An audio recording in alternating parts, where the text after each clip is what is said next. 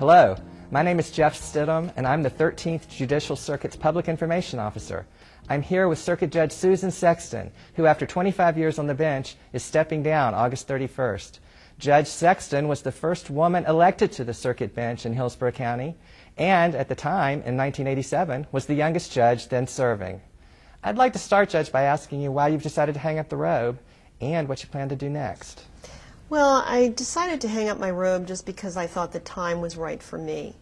I have a lot of interest. Writing is one of them. I'm a blogger on Psychology Today, and I have an ebook, 5 Steps to Hiring the Right Divorce Lawyer, and I'm in the process of writing another book. So I need time to devote to that, and at this stage of my life, I think time is more important than anything else. So that's the main reason why I'm deciding to leave.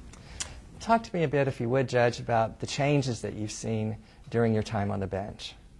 Well, I think that the biggest change is cameras in the courtroom. When I first started, we didn't have cameras in the courtroom, and I think that that's made an impact in a lot of ways. One way, I think, is that it's opened up the court system to the casual viewer. I think it made possible all the judge shows. People like to watch those.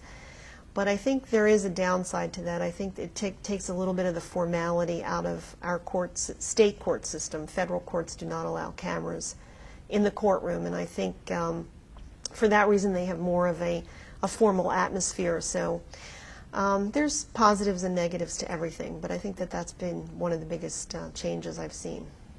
I believe your colleagues have changed, too, over time. Oh, yes. Well, you're right. When I ran, I was the first woman elected circuit judge.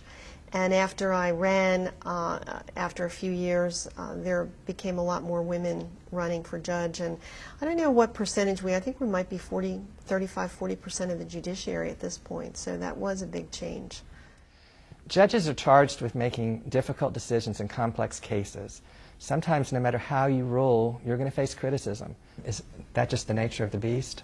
That is the nature of the beast. It's not really a beast. It's sort of a, it's not a beast or a burden. It's just kind of what you do.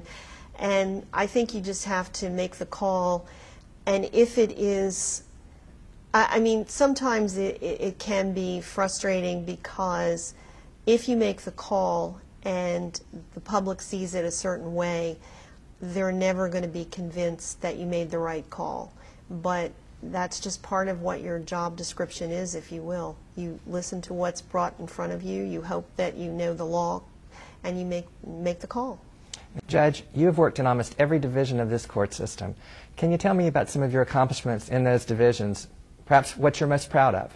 In every division, I think that I've tried to manage the caseload efficiently because, as they say, justice delayed is justice denied. You need to have people come into court.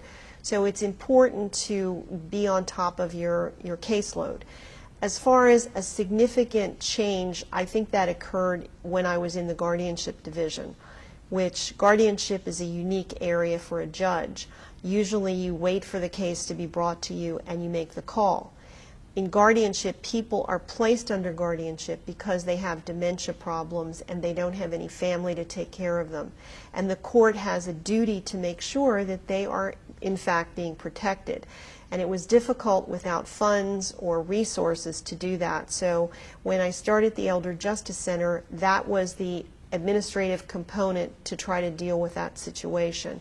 And I was able to get grants. I had students from University of South Florida, the master's program, social work, to come in and review files and visit people in nursing homes and that sort of thing. I also started a collection for gifts for the elderly, demented, indigent people population who have, I mean, almost minimal existence. I mean, when people talk about people that have minimal existence, I mean, these people really did. They were in very minimal nursing homes with basically about $35 a month for their spending money. So it doesn't allow the guardian to do a lot. So I was able to do that.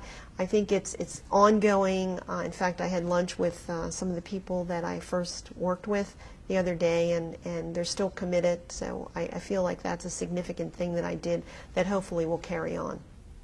As you depart, Judge, do you leave believing in our system of justice?